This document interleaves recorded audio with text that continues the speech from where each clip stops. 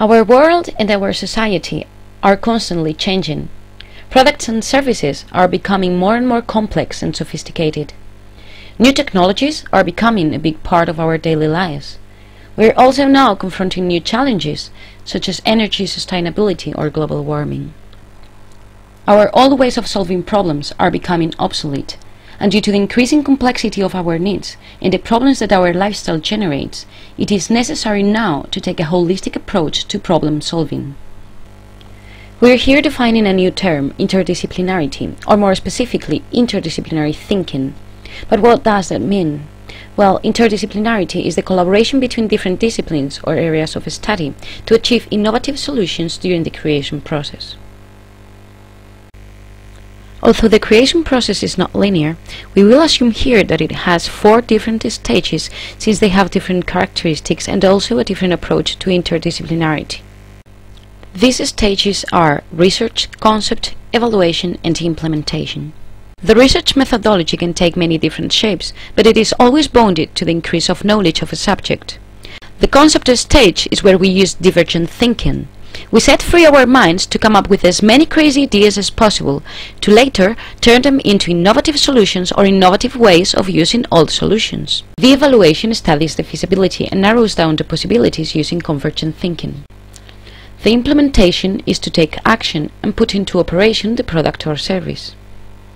Here we need the specialists to develop the outcome. Although still well organized, they can work more independently. The evaluation process has traditionally been a multidisciplinary task. Now, it is during the research and concept stages where innovation is born, and therefore where the different perspectives of the different disciplines are gaining more importance. It is here when interdisciplinary thinking comes into action. Let's now think of different disciplines carrying out their work independently. They find a problem and they use the tools they have to solve it. But that is not enough. Usually projects are not only related to just one area of study. They can be analyzed from the perspective of different disciplines. Let's now imagine the outcome as jigsaw created by the input of the different areas related to the project. If they are working independently, they can only see the information related to their piece of work. That can have 2 negative effects in the process.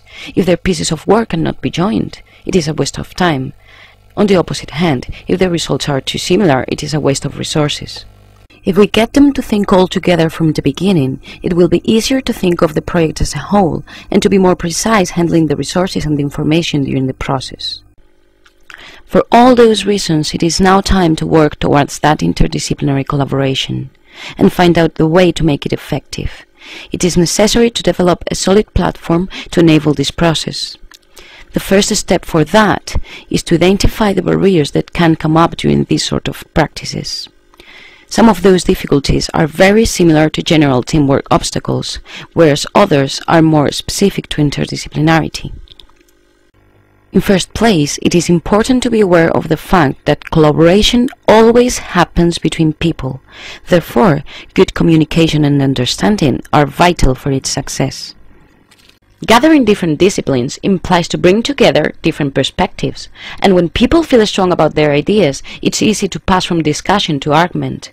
Therefore, it is very important that all the members take an open-minded and respectful approach to the discussion. But that doesn't always happen. If the communication is not channeled, there will always be negative comments such as, "that wouldn't work," or "we don't do it that way." There will be people monopolizing the conversation and trying to impose their ideas.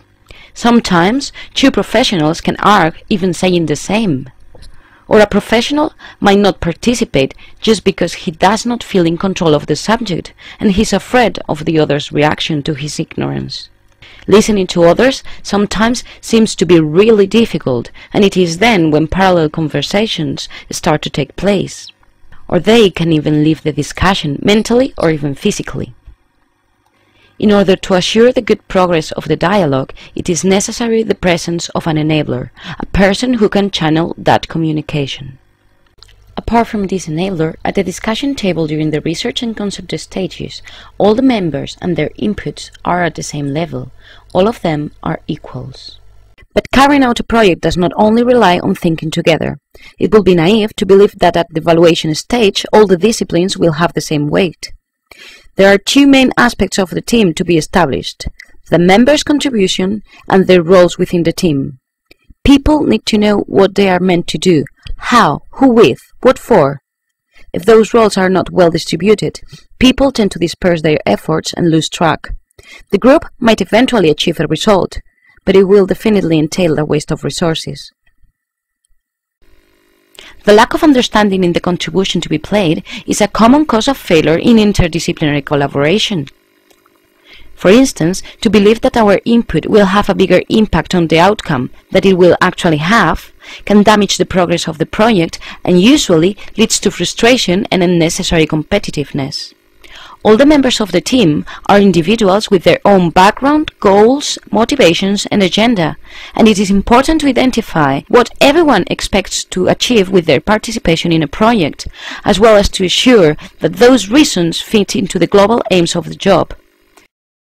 In a big project, it might happen that one discipline is subordinated to the main domain, being used mostly as a tool, and without much voice in the overall project. If this is not settled down from the beginning, it is probable to end up losing that collaboration. Another obstacle for the good dynamics of the team is the discrepancy between self-perception and external perception.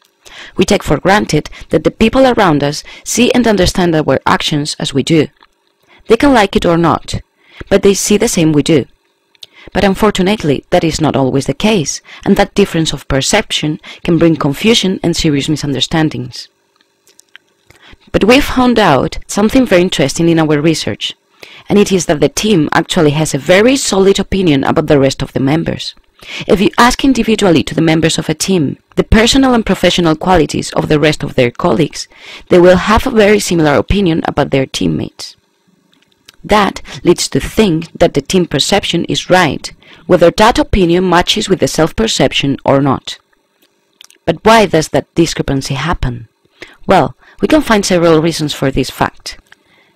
In first place, it might happen that the self-perception is just wrong and our idea of our behavior doesn't match reality. It might also happen that our view of ourselves is based on a previous experience which wasn't shared with the rest of the members, and therefore they cannot use that information to form their judgment. Finally, it is also possible that our reasoning is not coming across, and people cannot work out the motivation of our actions. That's why providing a framework for feedback is so important. To finalize, just to say that interdisciplinary thinking as a business strategy has a great potential. It is actually becoming a need because of the new challenges that our world presents and the obsolete way of problem solving we still use. It is the best path to innovation, and it can help us to save time and resources. It can be used in any sort of project and in any sort of field, as long as it is necessary to think. It is to be used at the beginning of the process, in the research and concept stages. Interdisciplinarity is a team activity, and as we have seen, the communication and understanding are essential, as well as a good coordination of the roles and contribution of the different areas. We have also stated the importance of providing feedback for the improvement of the team dynamics. Otherwise, it has been also mentioned the need of an enabler to channel that interaction within the team. Finally, it is worthy to point out that interdisciplinarity is a great opportunity for designers. Design is one of the areas of study focused on provoking creativity and specialized in the thinking process. Otherwise, it is also an area based on collaboration and with a long experience in facilitation.